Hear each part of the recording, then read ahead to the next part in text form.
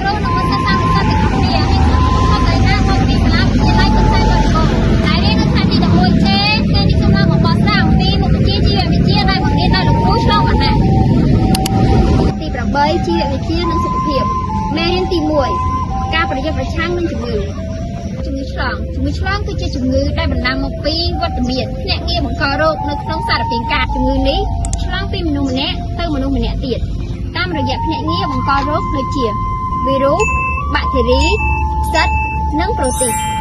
ពេលដែលកើតជំងឺឆ្លងភ្នាក់ងារបង្កជំងឺបានចូលទៅក្នុងខ្លួនរបស់យើងហើយធ្វើឲ្យយើងឈឺនិងបំផ្លាញកោសិកានៅក្នុងខ្លួនរបស់យើងទី2ការរីករាលដាលរបស់ភ្នាក់ងារបង្កជំងឺ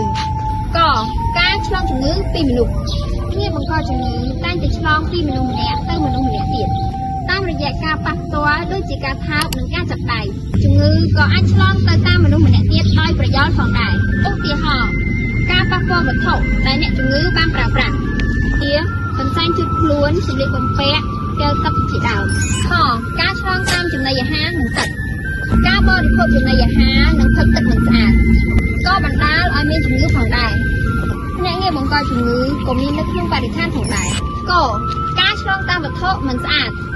ងារបង្កជំងឺមួយចំនួនអាចរស់នៅក្រៅខ្លួនរបស់មនុស្សបានមួយរយៈយើងអាចប៉ះផ្ទាល់នឹងភ្នាក់ងារបង្កជំងឺតាមរយៈការប្រើប្រាស់កូនកន្សែងឬសំសត្វព្រាដែលអ្នកជំងឺធ្លាប់បានប្រើប្រាស់ការឆ្លងពីសត្វមនុស្សអាចកើតជំងឺគ្រុនឈាមប្រសិនបើមូសខាំភ្នាក់ងារបង្កជំងឺត្រូវបំផ្លាញប្រព័ន្ធប្រសាទឆ្កែខាំធ្វើឲ្យមនុស្សទៅជាឆ្កួតសូមអរគុណនិងសូមគោរពលា